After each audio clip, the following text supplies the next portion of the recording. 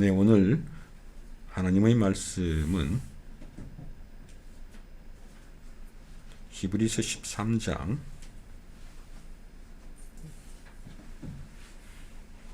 7절로 16절까지의 말씀입니다. 하나님의 말씀을 너희에게 일러주고 너희를 인도하던 자들을 생각하며 그들의 행실의 결말을 주의하여 보고 그들의 믿음을 본받으라. 예수 그리스도는 어제나 오늘이나 영원토록 동일하시다. 그렇게 말씀하시죠. 이것은 하나님의 말씀을 너희에게 일러주고 너희를 인도하던 자들, 사도들과 그리고 교회의 개척자들을 이제 말하는 겁니다. 그들을 생각해보라. 우리는 많은 서신서들을 통해서 사도 요한과 사도 바울과 사도 베드로의 그 믿음의 인내와 믿음의 이제 헌신을 봅니다. 우리는 항상 이렇게 보면 하나님이 우리에게 말씀하시는데 하나님이 말씀하신다고 하는 하나님은 보이지 않고 말씀의 내용만 보이면 참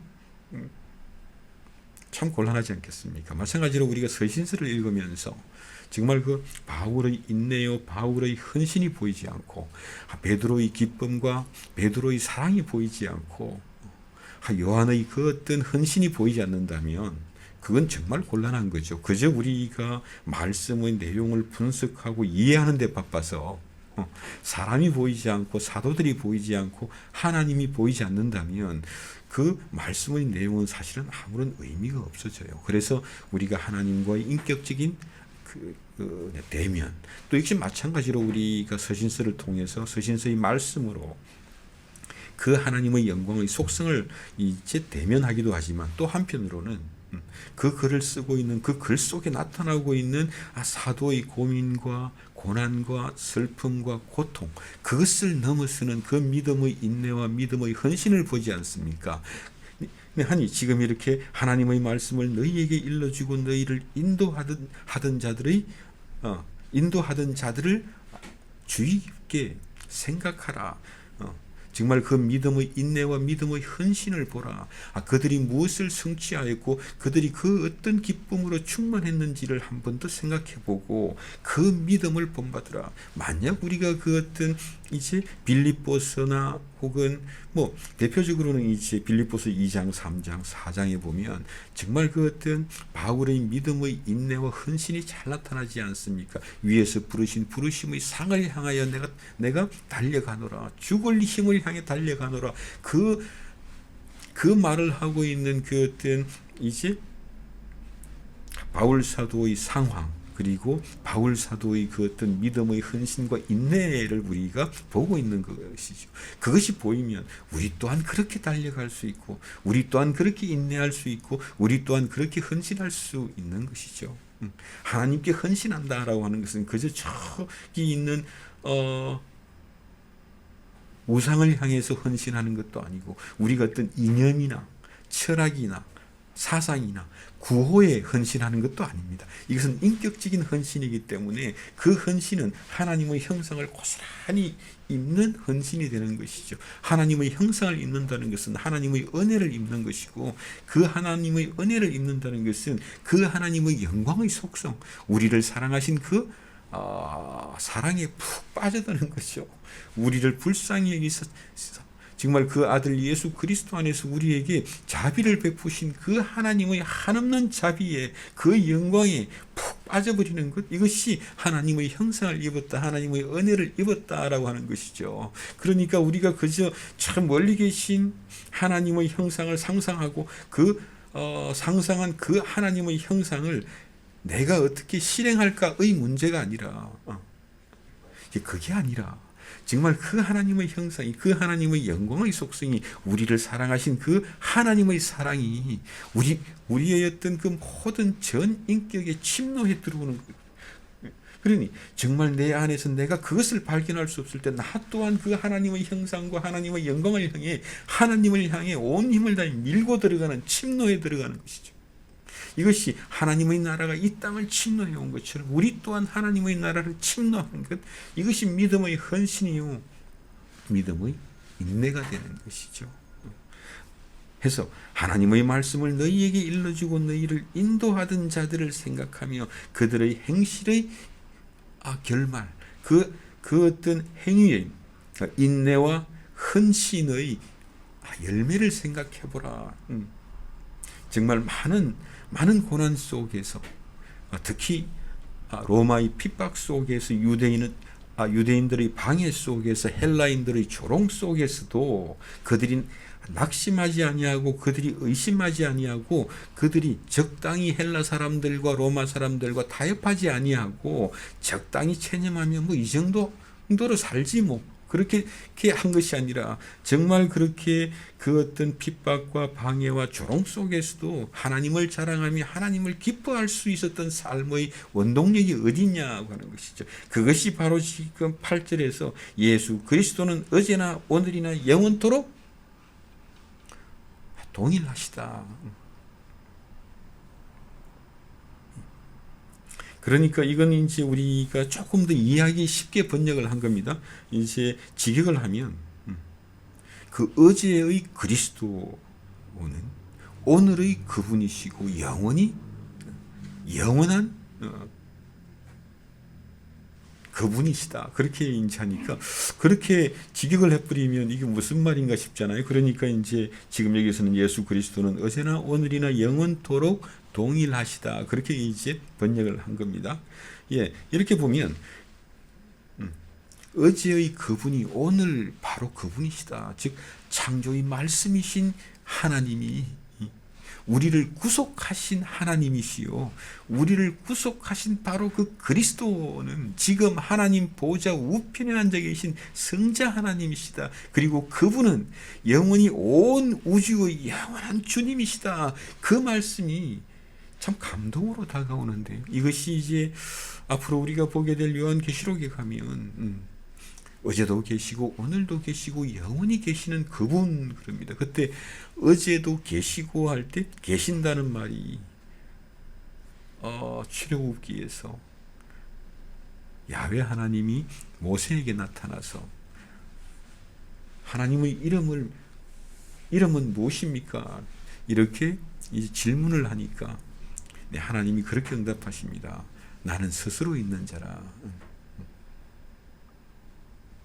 이것이 이제 하야 그래서 이제 야훼가 되는 것인데 붙이니까 하나님은 존재하시는 분이시고 살아계신 분이시고 누구의 평가나 누구의 판단을 받지 아니하시고 오직 홀로 이 온 우주를 다스리시는 하나님이시다. 창조의 하나님이시다라고 하는 아주 많은 의미를 담아서 하야 여호와 혹은 야훼 그렇게 이제 우리가 부르는 것이죠.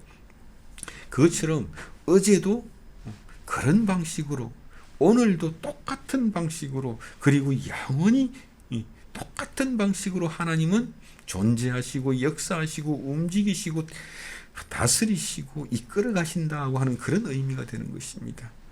하니까 예수 그리스도는 어제나 오늘이나 영원토록 동일하시다라고 하는 말씀은 정말 누구에게나 이 온 우주의 창조의 말씀이 우리를 정말 이 뭐 같은 인생에서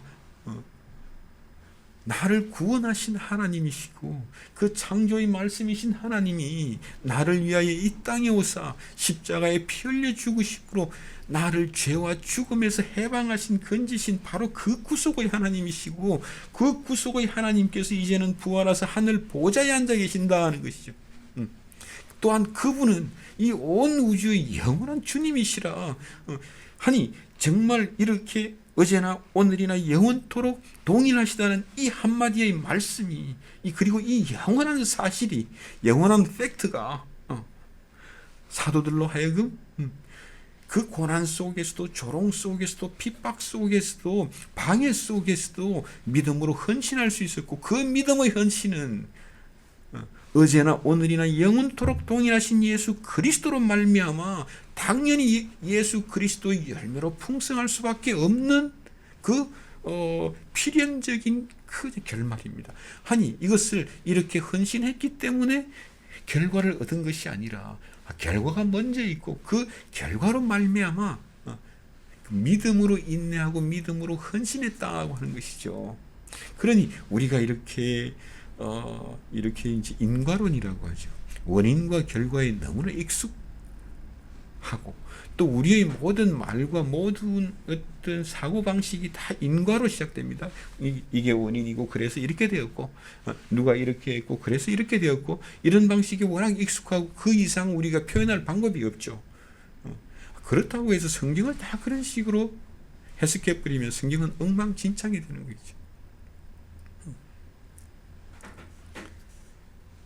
그래서 늘 말씀드리는 것처럼 정말 예수 그리스도 안에서 우리에게 주신 하나님의 소원이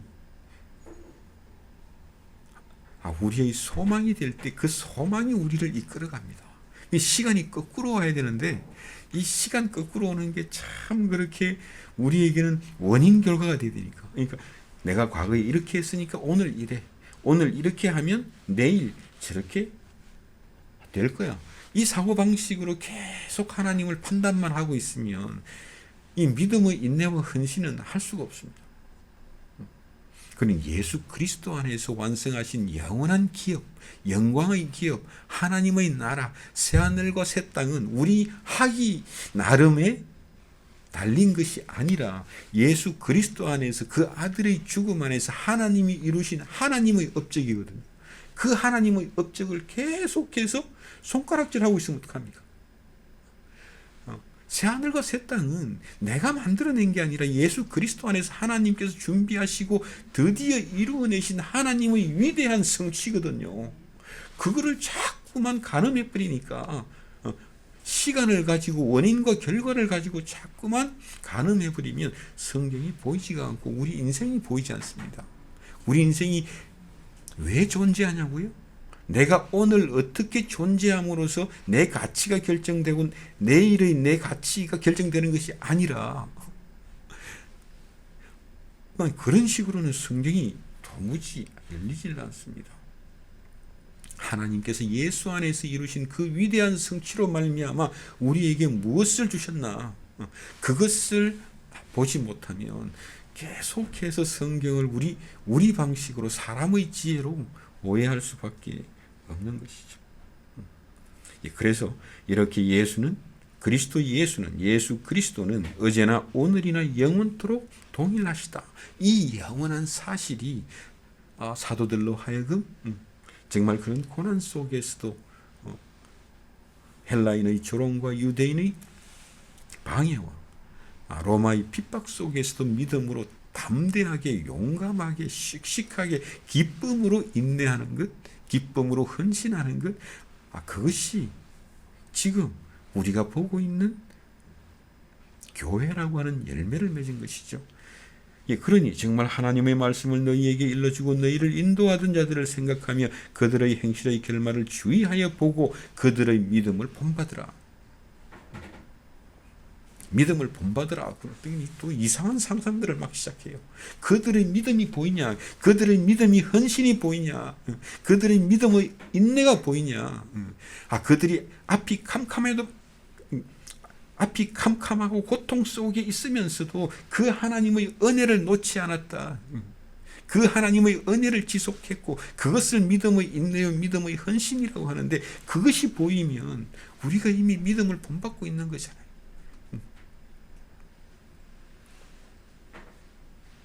그래서 이 7절의 말씀을 보면서 우리가 어떻게 해야 그들의 믿음을 본받을 수 있겠습니까? 아무리 연구해도 답이 없는 거예요.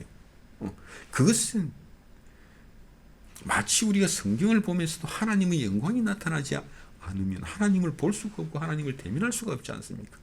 그 하나님의 말씀을 계속 말씀의 내용만 보고 있다면 하나님의 영광이 없고 그 속에서 사도들의 그 어떤 그 헌신과 기쁨이 보이지 않는 거죠. 아니 정말 내가 예수 그리스도의 죽음 안에서 그 예수 그리스도의 부활을 어떻게 하든지 간에 이런 말들이 지금 이제 빌립보서에서 사도 바울의 그 어떤 신앙 고백으로 나오지 않습니까? 그것이 정말 그렇습니다. 그렇게 정말 공감하고 함께 가지 않으면 그 말씀을 어떻게 내가 이용할까? 그건 아무런 의미가 없죠. 정말 예수 그리스도의 죽음 안에서 우리를 용서하시고 우리를 하나님의 자녀로 받아주시고 영광의 기업의 상속자로 부르신 그 부르심을 따라 그 예수의 부활 안에서 예수의 부활을 향하여 하나님께서 우리에게 주신 그 하나님의 아들의 형상을 입고자 하는 그 간절함이, 그 소원이 하나님의 소원이요 우리의 소망이지 않습니까? 그렇게 되었으면 좋겠네가 아니라 예수 그리스도의 부활 안에서 우리에게 주신 그 부활의 영광을 그냥 사모한다고 하는 게 도대체 뭐냐고 하는 거죠. 그 안에서 우리가 바울 사도와 함께 호흡을 하는 겁니다. 맞습니다. 우리 또한 그렇습니다. 이것이 바로 믿음을 본받는 겁니다. 그러니까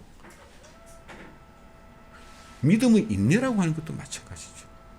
인내하라. 얼마나 이 신약 성경에 특히 믿음으로 인내하고 믿음으로 헌신하라고 하니 이 많은 말들이 계속 반복되거든요. 도대체 뭘 어떻게 하라는 거예요? 어떻게 하라는 게 아니라니까요. 그거는 우리에게 믿음 주신 그 하나님의 영광을 대면하는 것이고, 내가 보이지 않을지라도 지금 내가 화가 났어. 그럼에도 불구하고 우리 그 예수 그리스도의 죽음, 하나님의 아들의 죽음은 내가 인정해야 되거든요. 내가 아무리 화가 나고 내가 아무리 우울하고 내가 아무리 지금 비참해도 그 아들의 죽음을 거절할 수는 없지 않습니까? 아니 내가 지금 화가 났어, 우울해, 이렇게 하면 안 되는데 이렇게 해야 되는데, 그 시달림밖에 없어요. 내가 우울함에도 불구하고 내가 붙잡을 수 있는 것은 그 아들의 죽음이기, 그것밖에 없는 거니까. 그것을 바울 사도가 여러 군데를 통해서 정말 필사적으로 죽을 힘을 다해 그렇게까지도 이제 말을 하는 겁니다. 우리가 공감하는 거죠. 정말 그런 상황에서 우리의 어떤 믿음의 선진들이, 사도들이, 그리고 교회의 개척자들이, 교부들이 어떻게 헌신했는지를 보고 정말 그들의 어떤 그 심정을 공감하는 것입니다. 공감. 그러니까 참 이제 설교에 많은 욕심을 내면 정말 힘들어지는 거죠. 그건 설교자가 할 수 없는 일이거든요. 그러니까 교회의 강단이라고 하는 것은 예수 그리스도를 증거함으로써 정말 우리 모든 성도들이 그렇게 답답하고 그렇게 우울하고 그렇게 비참할 때 그것을 붙잡고 인내할 수 있는 실력이 만들어지는 겁니다. 그것에 더 익숙해지고 더 훈련되는 것이죠. 그래서니 정말 인내하라, 이건 강요할 수도 없고요. 인내하라고 한다고 해서 인내할 수 있는 게 아니지 않습니까? 물론 세상 일은 억지로라도 인내하고 참고 견디고 뭐 그럴 수 있습니다. 그러니까 세상의 지혜로는 인내의 열매는 달다. 그건 이제 세상적인 지혜일 뿐이고요.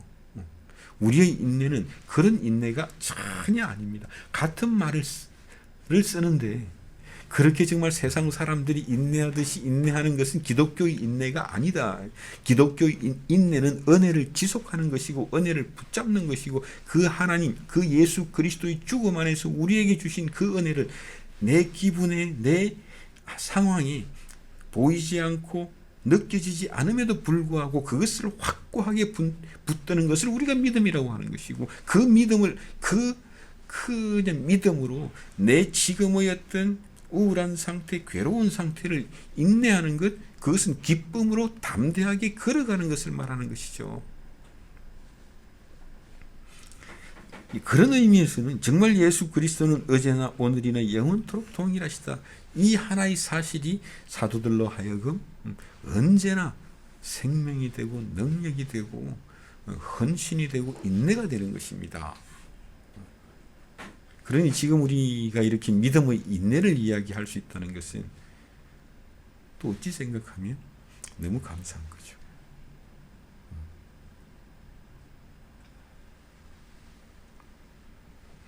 그러니 이 인내라고 하는 것을 우리가 강요하겠습니까? 아니면 인내하는 것이 훌륭한 것이라고 명분을 이야기하는 것도 아니란 말이죠.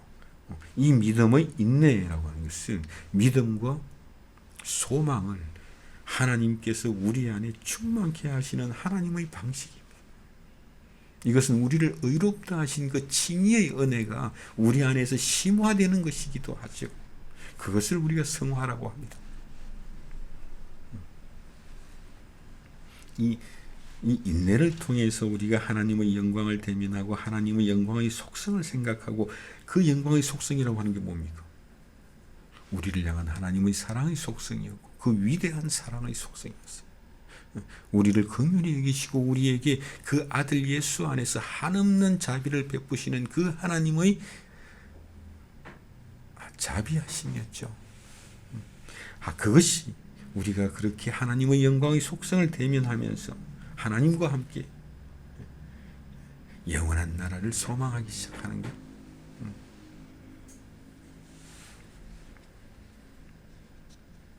네, 그래서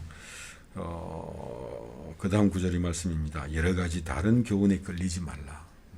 정말 이 모든 성경, 특히 신약 성경의 모든 서신서들의 주제 중에 하나는 다른 교훈에 끌리지 말라.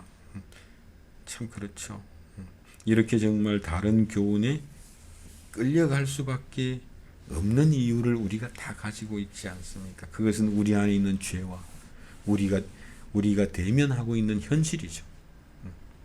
그런데 우리 안에 죄가 있다는 것, 우리의 현실이 여전히 고단하다고 하는 것이 그저 우리의 어떤 불만이나 이제 원망의 근거가 되든지, 아니면 정말 이렇게 예수 그리스도는 어제나 오늘이나 영원히 동일하시다면, 정말 우리 안에 죄가 있다고 하는 것이, 아직도 죄가 있다는 것. 분명히 우리는 죄사함을 받았는데 아직도 죄인이라.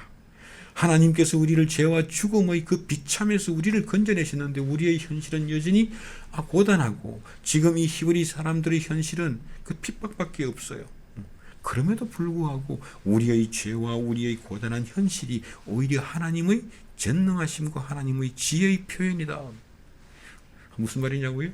하나님이 자신이 없었으면, 하나님이 전능하지 아니하시고 하나님이 완전한 지혜가 아니라면 우리의 죄를 사하는 순간 우리는 천국으로 빨리 데려가셔야 되는데, 죄가 있음에도 불구하고 이 땅을 살고 있고, 이 땅이 하나님께서 우리를 영원한 비참에서 우리를 구원하셨음에도 불구하고 여전히 로마의 핍박이 있다고 하는 건 하나님의 자신감이잖아요. 그것을 하나님의 지혜와 하나님의 권능의 표현이라고까지 이야기하는 것은 오직 한 가지, 예수 그리스도는 어제나 오늘이나 영원토록 동일하시다. 우리의 현실은 왔다 갔다 할지라도 하나님께서 그분 하나님이시고 오늘도 그분 하나님이시고 영원히 그분 하나님이시기 때문에 우리가 정말 하나님만이 너희는 걱정하지 말라, 염려하지 말라. 우리가 걱정할 수밖에 없는 것도 아시고 염려할 수밖에 없는 것도 아시는데, 걱정하지 말라, 염려하지 말라. 하나님의 나라와 하나님의 의를 구하라. 하나님은 어제나 오늘이나 영원토록 동일하시다. 이렇게 우리가 다른 교훈에 끌려갈 수밖에 없는 것은 뭔가 실패한 거예요. 그죠? 그것을 지금 이렇게 마음은 은혜로서 굳게함이 아름답고라고 이제 번역을 하고 있습니다만, 은혜가 너희의 마음을 견고하게 하고 강하게 하고 담대하게 하고, 그 은혜가 너희의 온 인격을 하나님 안에 있는 아름다운 것으로 충만케 하라는 것이죠. 그런데 이것은 믿음의 인내요 헌신입니다. 하나님 그렇게 해주세요가 아니라 그 예수 안에서 우리에게 말씀하신 그 하나님 앞으로 나아가고자 하는 우리가 그것 말고 갈 데가 있는 사람들입니까? 갈 데가 없지 않나요? 그 영광의 보좌 앞으로 나아갈 수 있다고 하는 것은 바로 그 예수 그리스도의 십자가의 보혈에 의지하는 그 자리가 내가 하나님의 은혜의 보좌요 영광의 보좌 앞에 나아간 그 자리가 되거든. 그곳에서 비로소 그 하나님의 은혜가 나로 하여금 견고하고 강하고 확고하게 내 영혼을, 내 생명을, 내 인생을 하나님 안에서 그렇게 우리가 세워가는 것입니다. 그러니 이 말씀은 은혜가 은혜를 지속하라는 말이고 믿음으로 인내하라고 하는 말씀이시죠. 믿음으로 인내한다고 하는 것이 얼마나 귀한 건지, 예, 그것을 제가 이제 누가복음에서 잠시만 한번 더 보겠습니다. 네, 누가복음 8장의 말씀인데요. 15절입니다. 좋은 땅에 있다는 것은 착하고 좋은 마음으로 말씀을 듣고 지키어 인내로 결실하는 자라, 그렇게 이야기합니다. 이것이 이제 씨 뿌리는 자의 비유인데요. 물론 이제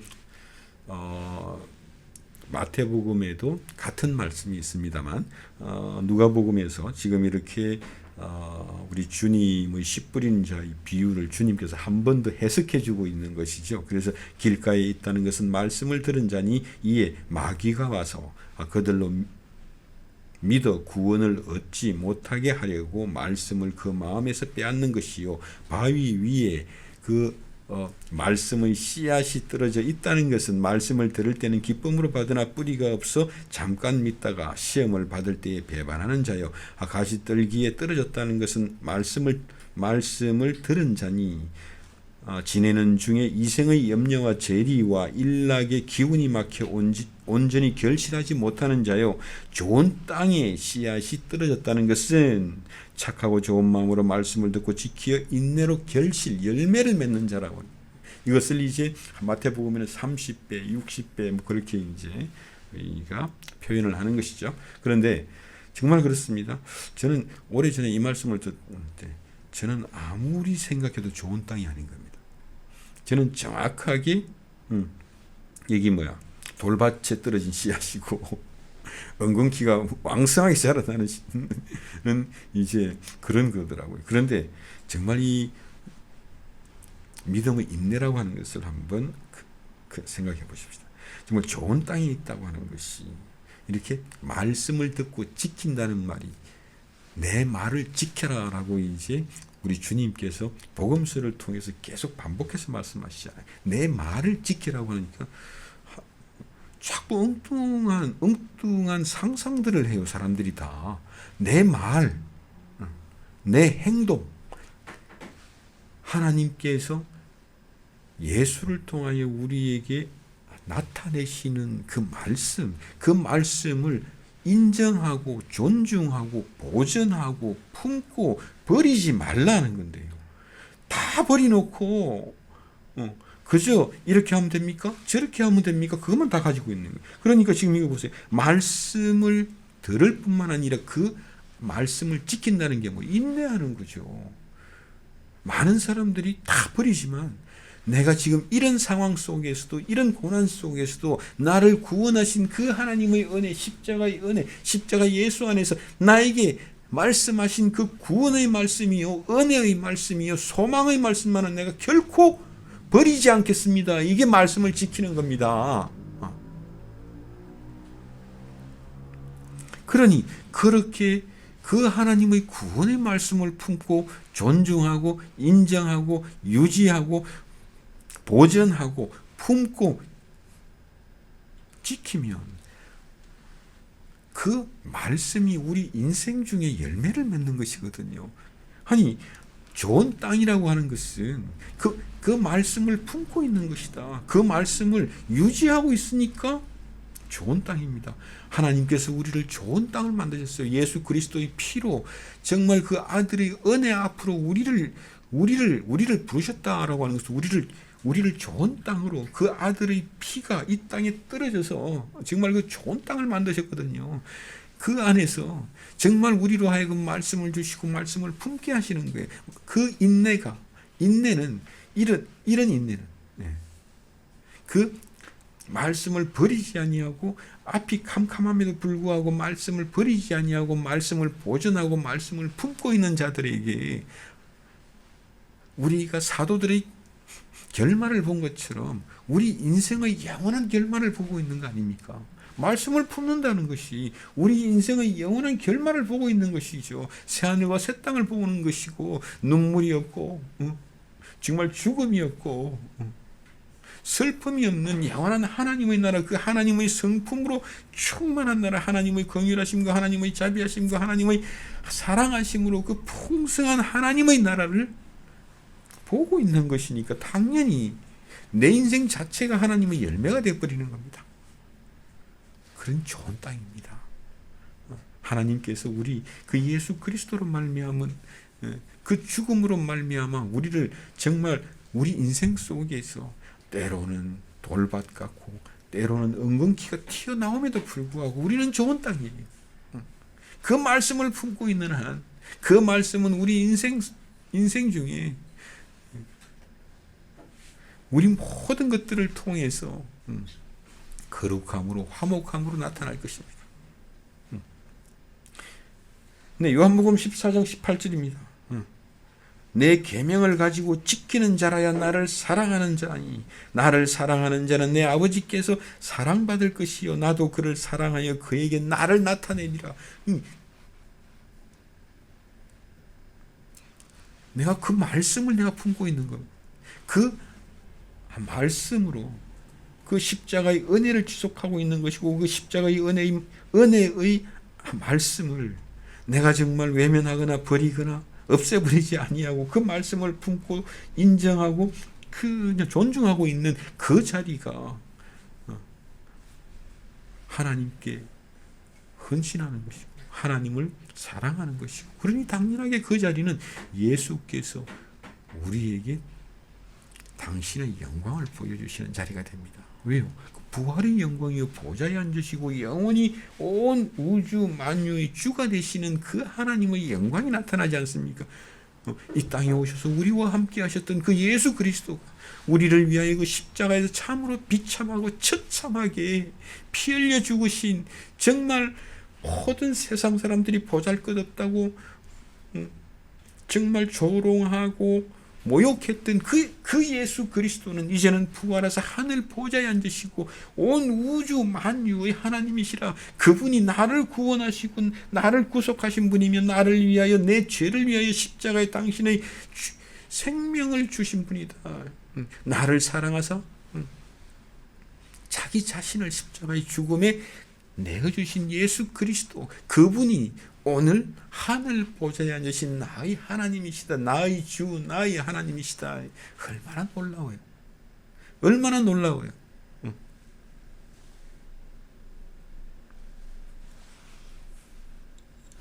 그러니 정말 이렇게 어제도 계셨고 영원히 그 하시며 지금도 우리를 향해 오고 계시며 지금도 우리와 함께 하시는 예수 그리스도라고 하는 그 한마디의 말이 그 한마디의 사실이 정말 우리로 하여금 믿음과 소망으로 그 은혜로 우리를 충만케 하지 않습니까? 그러니 정말 요한복음을 통해서 계속 내 말을 지켜라, 내 말을 지켜라, 내 말을 듣고 내 말을 지켜라. 앞으로 너희에게 핍박이 올 텐데 그 핍박의 상황 속에서도 내 말을 지켜 내 죽음과 내 부활을 인정해 내 영광을 인정하라는 겁니다. 이게 얼마나 힘들어요. 조금만 힘들면 파버려버리잖아요. 마치 아무것도 없는 사람처럼 큰일 났다. 큰일은 무슨 개뿔 큰일이에요. 다 지나고 나면 그저 그런 일이었는데. 그래서 정말 나는 캄캄하고 나는 안 보이고 나는 고통스럽고 나는 실패했고 나는 비참한데도 불구하고 그렇게 나는 주장할 수 있어요. 맞습니다. 이렇게 하면 안 되는데 그게 아니라 나는 그렇게 주장할 수밖에 없어요. 캄캄한 건 캄캄한 거지. 캄캄한 걸 화나다고 어떻게 거짓말을 합니까? 그건 믿음이 아니죠. 캄캄함에도 불구하고 그렇게 주장하고 있음에도 불구하고 내가 인정해야 될 것이 하나 있다. 내가 인정해야 될 것. 그 아들의 죽음은 인정해야 됩니다. 그 아들의 죽음과 부활은 우리가 인정해야 된다는 것이죠. 그것을 인정한다고 하는 것은 그것을 붙잡는 겁니다. 그 아들의 죽음과 부활을 붙잡는 것이고 그 아들의 죽음과 부활 안에는요 뭐가 있어요? 하나님의 영광의 속성이 있지 않습니까? 그 영광이 나를 영광스럽게 해요. 그 영광이 나를 충만케 합니다. 어떤 영광이요? 그분의 속성의 영광이요, 그분의 능력의 영광이죠. 창조의 영광이요, 우리를 구속하신 구속의 영광이죠. 우리를 사랑하신 사랑의 영광이요, 우리를 긍휼히 보시고 우리에게 자비를 베푸신 그 하나님의 영광의 속성을 대면할 수밖에 없지 않습니까? 그러니 그 아들의 죽음에 의지해서 지성소의 문이 활짝 열리는 겁니다. 천상의 지성소를 우리가 함께 들어가는 것이죠. 그 안에서 비로소 우리가 하나님과 얼마나 친밀한 관계가 되는 건지를 보는 겁니다. 그래서 그 자리에서 우리도 사도들처럼 정말 예수를 알고 믿는다는 게 얼마나 복된가. 정말 세상 그 무엇과도 이것만큼은 내가 바꿀 수 없어. 그렇다면 내가 지금 캄캄하다는 것, 내가 지금 비참하다는 것, 내가 지금 고단하다는 것보다 그것도 맞죠. 그런데 내가 인정할 수밖에 없는 이 하나의 사실이 내 지금 현실을 전혀 다른 관점을 줍니다. 그것이 영혼의 관점이에요. 영혼의 관점이라고 하죠. 왜냐하면 지금 이 한순간을 살고 있는 나에게 순간순간은 사는 거 아닙니까? 우리 인생이. 이 한순간을 살고 있는 우리 인생이 영혼을 바꿔요. 어제나 오늘이나 영원토록 동일하신 하나님, 그 하나님의 영혼의 시간을 봤어요. 하면 그 하나님의 영광스러운 영혼이 우리로 하여금 전혀 다른 생각과 전혀 다른 자세를 가져다 줍니다.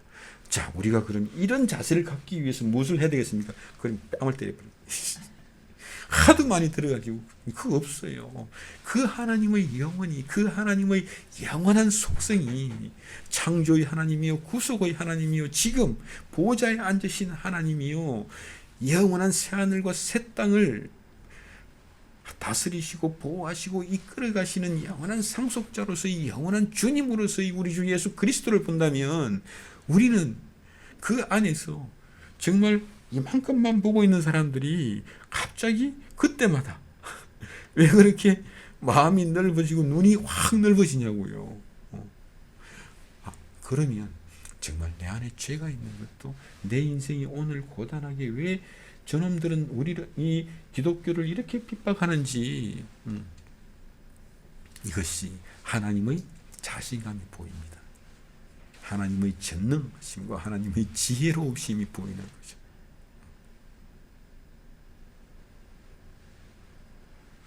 그래서 정말 다른 은혜의 수단은 없다.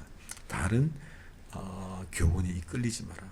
그래서 자꾸만 그래요. 은혜가 너희의 마음을 견고하게 하라. 그 은혜가 믿음으로 은혜를 지속하게 하라. 안 된다. 안 된다고 그럼 하지 마라. 은혜의 수단은 그것밖에 없는데 다른 은혜의 수단을 지금 유대인들이 막 찾고 있는 거예요. 이게 지금 여기에서 나오는 이상한 말들인 겁니다. 이거를 이제 얼핏 보면 지금 무슨 소리야? 마음은 은혜로서 굳게 하며 아름답고 음식으로 하지 마라. 아니, 음식으로 우리의 어떤 영성이 그냥 강화되고 영성이 성장한다고?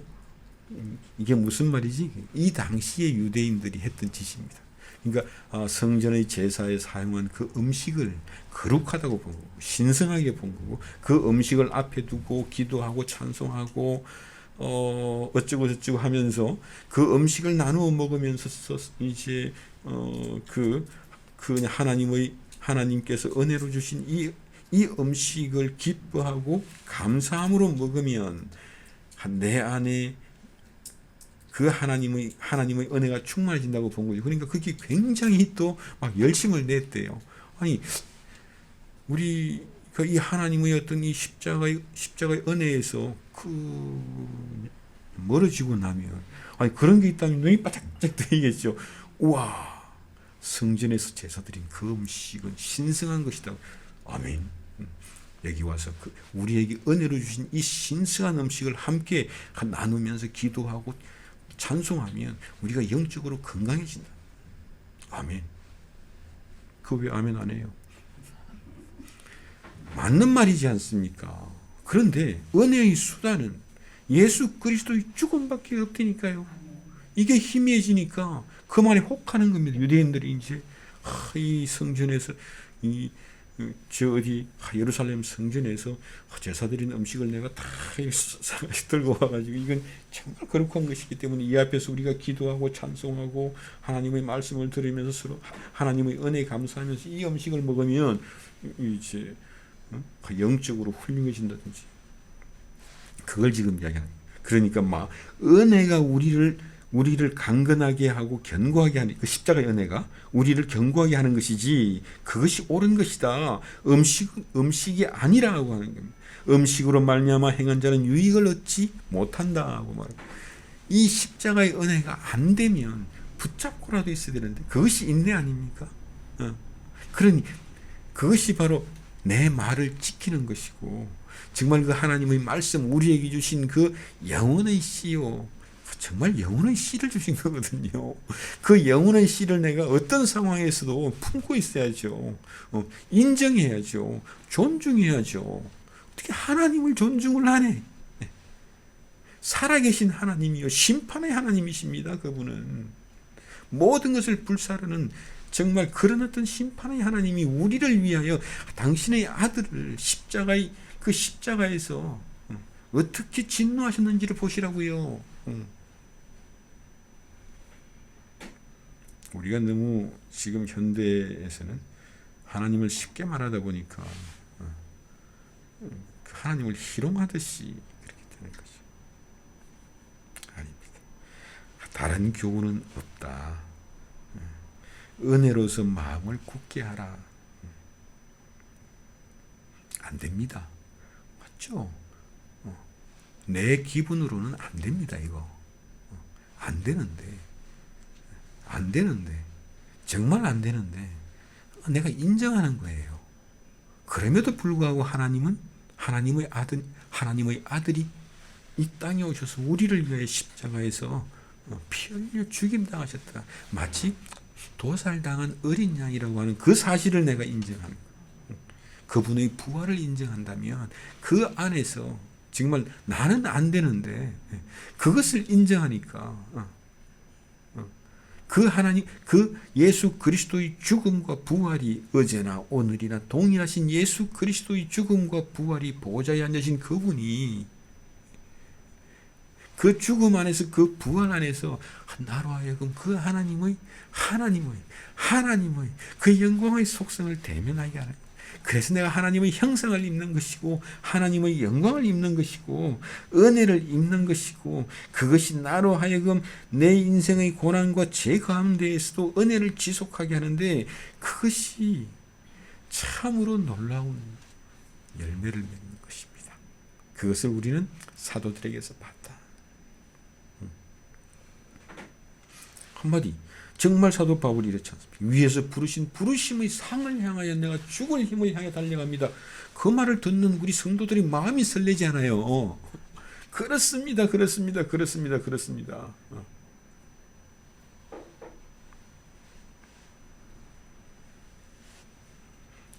그래서 이 은혜가 우리를 견고하게 한다고 하는 것이 10장입니다. 우리에게는 제단이 있다. 그런데 아직도 장막에서 유대인들의 장막에서 하나님을 섬기는 자들은 우리가 가지고 있는 제단에서 먹을 자격이 없다. 이게 지금 이제 유대인들이 아직도 여전히 장막에서 하나님을 섬긴다고 하고 짐승의 피를 가지고 제사를 지내는데, 우리에게는 그것과 전혀 다른 영원한 탁월한 제단이 있는데, 그것은 바로 예수 그리스도께서 우리를 위하여 흘리신 피라는 겁니다. 예수 그리스도께서 우리를 위하여 하나님 앞에서 영단번에 드리신 정말 당신의 피, 그 아들의 피를 가지고 하늘 성소에 올라가셔서 하나님 앞에서 우리를 위하여 화목 제사를 드리신 영원한 제사, 그것이 우리에게는 제단이 있다. 엉뚱한 데 가지 말라 하는 겁니다. 우리에게는 영원한 제단, 그 예수 그리스도의 피 흘리심의 제단이 있다. 이것을 지금 이게 10절에서 계속 11절에서 이는 죄를 위한 짐승의 피는 대제사장이 가지고 성소에 들어가고 그 육체는 영문 밖에서 풀 사람이라. 예수께서는 우리를 거룩하게 하시려고 우리의 죄를 사하실 뿐만 아니라 우리의 죄를 사하시고 우리를 하나님의 자녀로 삼으사 영원한 하나님 나라의 상속자로 우리를 부르시기 위해서, 우리를 거룩하게 하시기 위해서, 이 세상과 구별되게 하시기 위해서, 우리 인생의 목적이 이 세상 속에 있는 것이 아니라 예수 안에서 완성하실 영원한 하나님의 나라, 그것을 보게 하시려고, 그 예수의 죽음과 부활 안에서 우리는 비로소 우리를 향한 하나님의 사랑하심과 하나님의 자비하심을 보지만 그 속에서 뭘 봐요? 하나님의 거룩한 소원을 보지 않습니까? 우리를 향한 하나님의 선하신 뜻이 무엇이며 하나님이 이 온 우주의 역사를 어떻게 끌어가시는지가 예수 안에서 우리가 비로소 대면하는 것입니다. 이 온 세상의 역사가 어떻게 끝나고 어떻게 완성될지를 우리는 거기에서 보는 거거든요. 그것을 영혼의 관점이라고. 이것이 세계관의 변화가 돼. 내가 이런 기독교적인 세계관을 위해서는 이런 걸 공부해야 됩니다. 그런 얘기를 하는 것이 아니라 나를 향한 그 하나님의 선하신 뜻이 우리로 하여금 영혼을 보게 하고, 만약 우리가 예수 그리스도 안에서 우리에게 보여주신 그 영혼을 본다면 내가 내 인생 속에서 내 인생의 가치와 내 인생의 목적지가 달라지는 거잖아요. 그래서 베드로 사도는 늘 계속해서 주장하는 것은 나그네. 왜요? 이 땅에서 영원히 살 것도 아니고 이 세상이 영원할 것도 아니라 하나님께서 이 세상을 어떻게 완성하실지를 지금 보고 있는 거니까 베드로 사도의 목적지는 그 하나님의 영혼이에요. 그죠? 종말에 임할 영원한 하나님의 나라를 소망하는 것. 이것이 우리를 거룩하게 합니다. 그러니까 하나님의 뜻 그러면 이상해지잖아요. 아니, 하나님의 뜻 그러면 뭔가 이렇게 좀 객관적이면서도 우리와 상관없이 저 멀리 계신 하나님께서 내 뜻은 이거야, A는 B야, 휙 던져주는 게 아니라 예수 안에서 우리에게 보여주신 하나님의 뜻이기 때문에 하나님의 선하신 뜻이니까 그것은 하나님의 소원이에요. 우리를 향한 하나님의 소원이요, 하나님의 의지요, 하나님의 목적하심이 되는 것이거든요. 이것은 마치 제가 우리 이제 그 아들에게 넌 이런 사람이 되었으면 좋겠어, 이렇게 그냥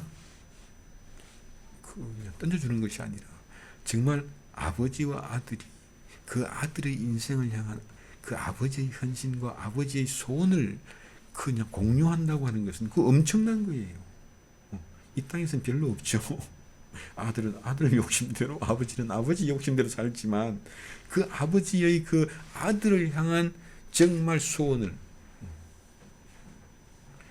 아들이 그 아버지의 소원을 내 인생의 목표로, 내 인생의 목적지로, 내 가치로 품는다고 생각해 보세요. 그 아버지와 아들 사이가 어떤 사이가 되겠습니까?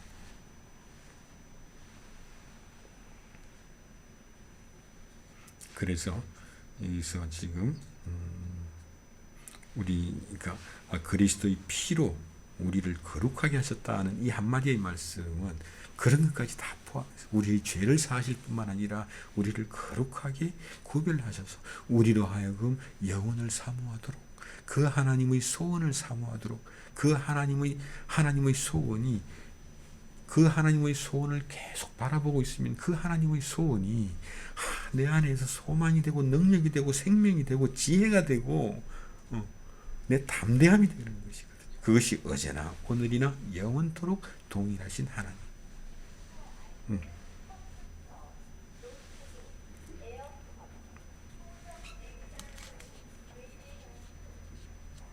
그래서 지금 12절입니다. 그러므로 예수께서 자기의 피로서 백성을, 우리를 거룩하게 하려고 성문 밖에 나가서, 성전 안에서 제사를 드린 것이 아니라 성문 밖에 나갔다. 그러니까 이제 성문이라고 하는 것은 성전문 밖에 나아가서 고난을 받으셨다. 그런즉 우리도 그 치욕을 짊어지고 누가 너희를 핍박하든지 누가 너희를 조롱하든지 그 하나님의 죽음과 부활은 변하지 않는다. 아니 쟤들이 우리를 핍박한다고 해서 우리 하나님의 그 영광의 속성이 사라지는 거 아니잖아요. 그럴 수는 없죠. 내가 조금 비참하다고 해서 하나님의 영광의 속성이 해를 입는 것도 아니에요. 그러니 정말 이렇게 우리도 그의 치욕을 짊어지고 성문 밖에 그에게로 나아가자. 그에게로 나아가자. 제발 다른 교훈에 이끌리지 마라. 우리에게 주신 그 하나님의 영원한 제사, 그 영단번에 드려진 영단번에 드려진 그 천상의 지성소에서 영단번에 드려진 그 완전한 제사, 완전한 그 화목의 제사를 보고 있으면 정말 하나님이 나와 화목하시다고요. 나를 부르시는 하나님의 속성이 거기에서 나타나잖아요. 내 기분이 오늘은 하나님이 나를 조금 좋아하시는 것 같아. 이런 게 아니라 하나님께서 드리신 우리 주 예수 그리스도께서 천상의 지성소에서 하나님 앞에 드리시는 그 영원하고도 완전한 희생 제사를 보고 있으면 제물은 그 십자가의 보혈이요.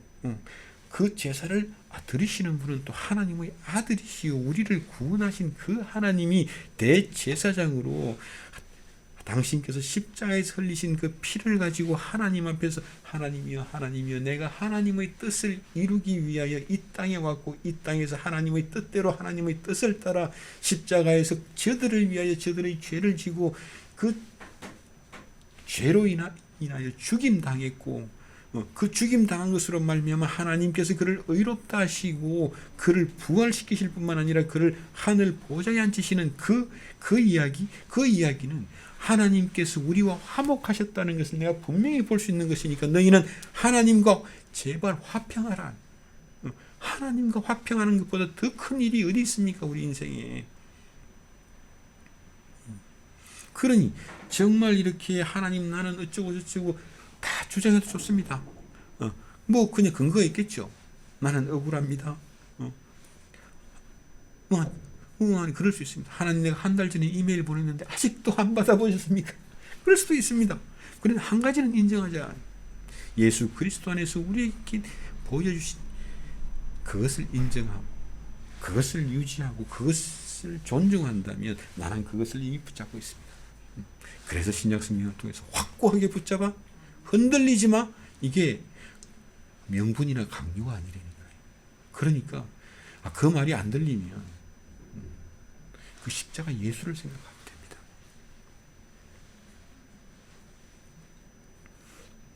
그래서 이렇게 정말 우리 인생을 보면 그렇죠.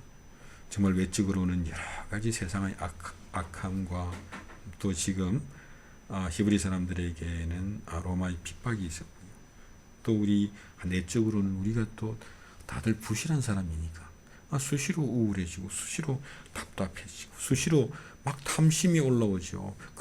이제 그런 어떤 막 탐심이 올라오면 불평과 불만과 분노가 막 생기잖아요. 또 그것이 또 두려움이 되는 것이기도 하고요. 그럼에도 불구하고 우리가 믿음을 지속할 수 있는 것은 바로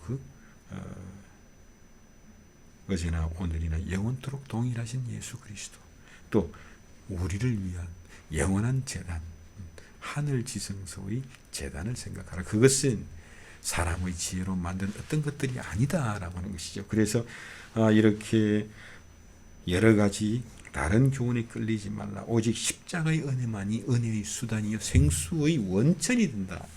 생수의 원천은 거기밖에 없다. 이것을 여러 가지 말로 하고 있는 겁니다. 그러니까 은혜로서 너희 마음을 굳게 하라. 은혜가 너희 마음을 굳게 한다 하는 것입니다. 은혜가 어찌 그 십자가의 보혈이 너희를 거룩하게 하지 않을 수가 있겠냐? 왜? 성령 하나님께서 지금 이 땅에 오셔서 그 예수 그리스도의 죽음을 우리에게 증거하고 계신데 그 하나님의 능력이, 그 하나님의 능력을 조금이라도 믿음으로 의지해보라는 겁니다. 의지해보라고요. 하나님의 능력을. 늘상 그렇게 말씀을 지키라고 했더니, 자, 오늘은 이제 거짓말하지 않기. 자, 오늘은 이제 누구한테 뭐 하기. 이것만 써놓고 있으면 그 말씀을 지키는 게 아닌 거죠. 말씀을 보존하라. 은혜를 보존하라. 그걸 인내한다고 하는 말이니까. 그렇게 보면 온통 성경이 그렇게 그 인내를 우리에게 말하고 있는 거예요. 그 인내가 그 하나님의 영광에 우리가 휩싸여 들어가는 것이기도 하고, 그 하나님의 형상을 입는 것이기도 하고, 그 인내 안에 모든 선한 것이 다 있거든요. 그러니까 로마서 5장에서 사도 바울이 환난은 인내는 연단을, 또 그리고 그 인내와 연단이 너희의 소망을 이룰 것이다. 소망, 그 인내한다고 하는 것이 우리가 하나님을 붙잡는, 하나님의 말씀을 붙잡고 하나님의 말씀을 지킨다는 것이 그 하나님의 영광의 속성을 대면하고 그 안에서 하나님을 더 깊이 알고 더 깊이 교제하고 더 깊이 호흡하는 것이거든요. 그러니까 그것은 뭐예요? 우리가 영혼의 소망을 아직 오지 않았음에도 불구하고 멀리서 보고 기뻐하는 것이죠. 그래서 히브리서 11장에서도 그들이 아직 오지 않은 것을 멀리서 보고 기뻐하고 환영하였다, 기뻐하였다. 이것이 뭐예요? 소망을 이룬다. 그 소망이 있으면 그 소망이 정말 우리로 하여금 이 땅에서 정말 고단한 현실을 인내하게 하고 헌신하게 하는 것이죠. 그러면 지금 여기에서 14절입니다. 우리가 여기에는 영구한 도성이 없으므로 장차 올 것을 찾나니, 그러므로 우리는 예수로 말미암아 항상 찬송의 제사를 하나님께 드리자. 우리는 너희들처럼 그런 제사 안 해. 왜냐면 지금 이제 이 어떤 로마 유대인 기독교인들이 흔들리고 있습니다. 차라리 이럴 바에야 난 옛날처럼 그냥 유대인 친구들하고 그냥 함께 할래. 뭐 이런 움직임들이 있었다는 거죠.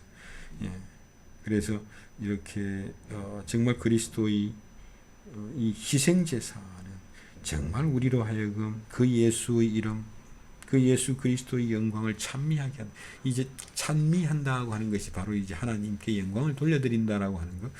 저는 전에 참 그게 말이 어렵더라고요. 내가 뭐라고 하나님께 영광을 주고 말고 하냐고.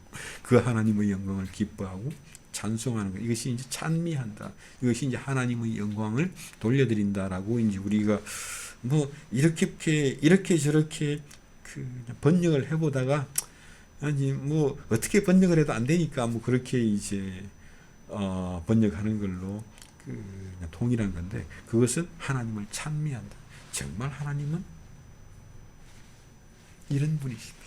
어제나 오늘이나 영원토록 하나님은 하나님, 그 영광의 하나님이십니다. 그 영광의 속성을 기뻐하고 감사하고 찬송하는 것이죠.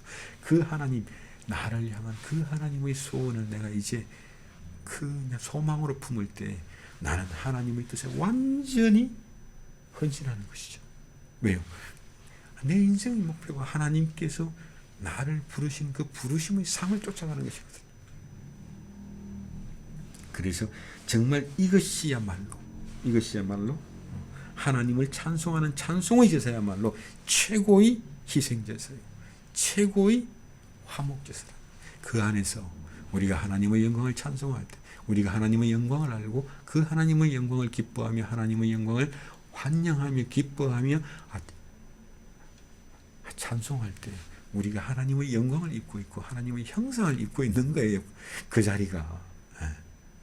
얼마나 우리가 이렇게 뭐 예배하고 기도하고 찬송한다는 게 얼마나 이게 어마어마한 일이겠습니까? 그저 볼 때는 그냥 주일 1시간 2시간 시간 내 가지고 한 장소에 모인다고 하니, 이 교회라고 하는 건 예수 그리스도의 보혈로 말미암아 이 땅에 세워진 것이 교회라고 하는 겁니다. 참 우리가 하찮게 보는 것들이 얼마나 귀한지 모릅니다.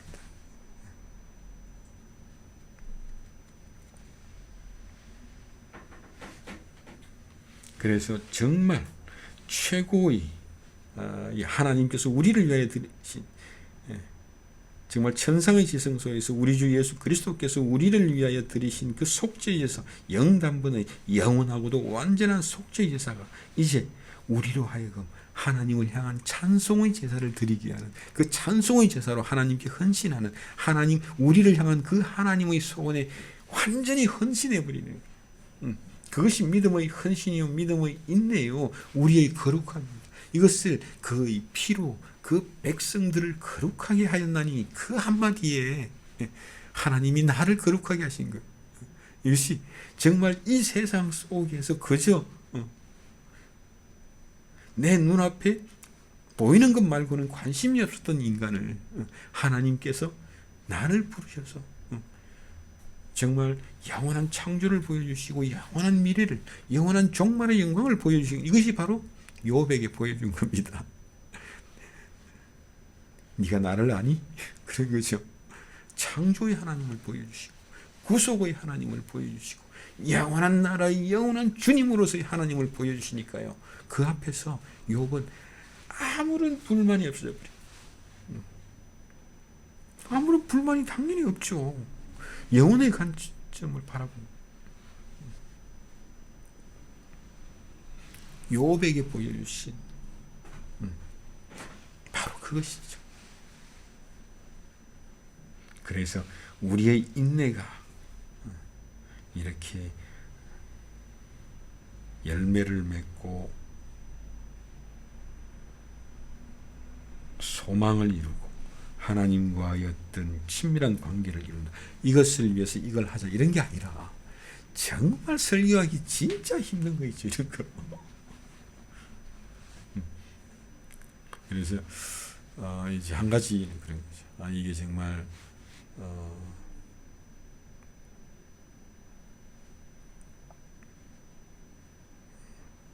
뭔가 참 이렇게 뭐 인내하라, 그렇죠? 그 인내하라고 할 때 우리가 서로 큰 공감하는 게 있어야 되고, 또 사도들이 인내하라고 할 때 그 사도들의 심정과 막 공감하는 게 있어야 되는 것처럼, 바로 그것이 바로 십자가의 은혜거든요. 그 십자가의 은혜로 말미암아 내가 이러함에도 불구하고 이런 상황 속에서도 내가 하나님의 말씀을 품고 하나님의 말씀을 지키고 하나님의 말씀을 존중하고 그 십자가의 죽음과 그 아들의 죽음과 부활만큼은 절대로 어떤 상황 속에서 또 나는 부인할 수 없습니다. 이것이 말씀을 지키는 거예요. 인내하는 것이고, 그래서 그 안에서 헌신이 나오는 것입니다.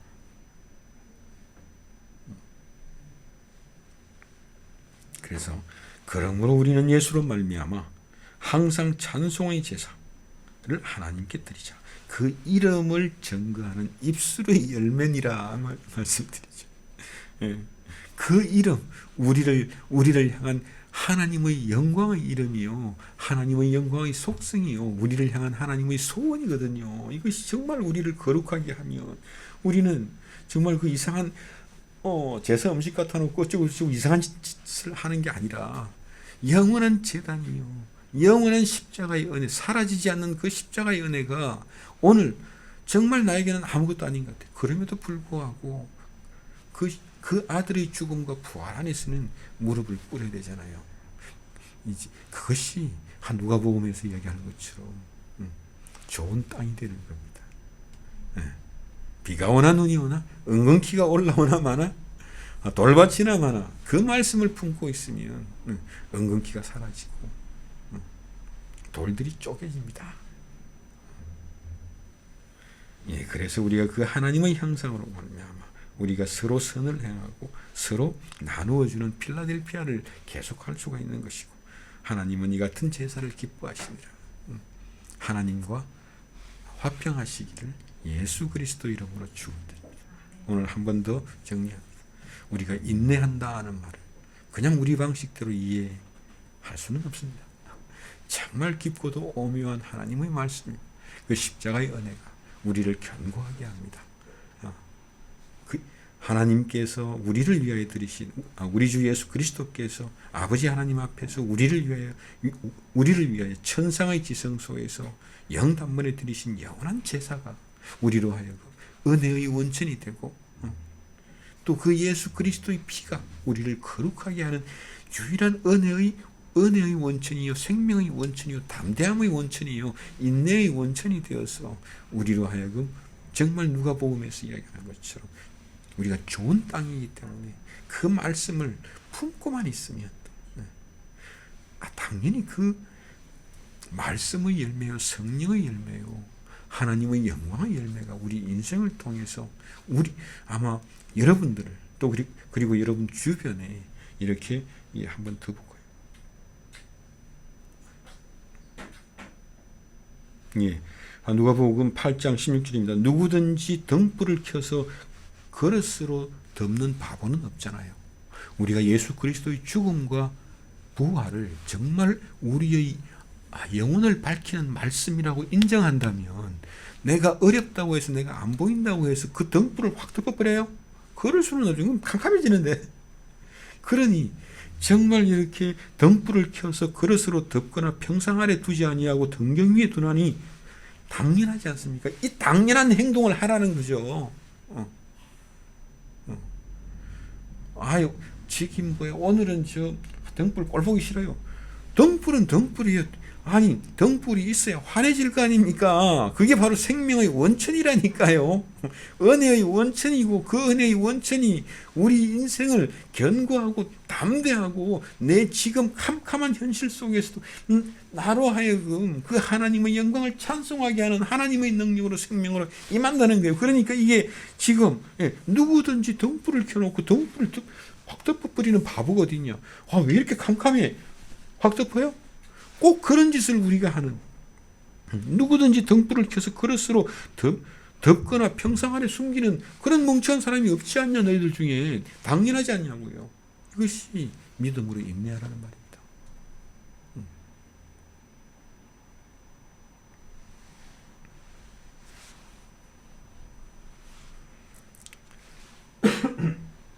그래서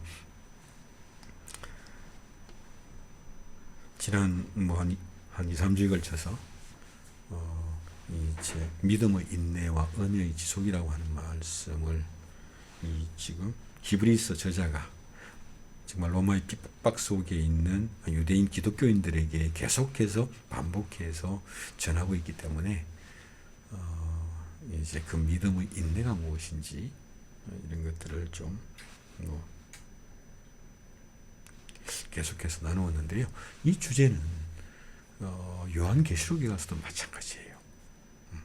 정말 이 하나님의 영광이 이 땅에서 우리를 핍박하는 그 어떤 로마가 되었든 뭐가 되었든지 간에 그 핍박 속에서도 우리로 하여금 이 세상을 보존하게 하고 이 세상을 지키게 하고 이 세상을 하나님의 영광을 선포하게 하는 그런 인내와 헌신으로 나타나게 한다는 것, 그것이 요한계시록입니다.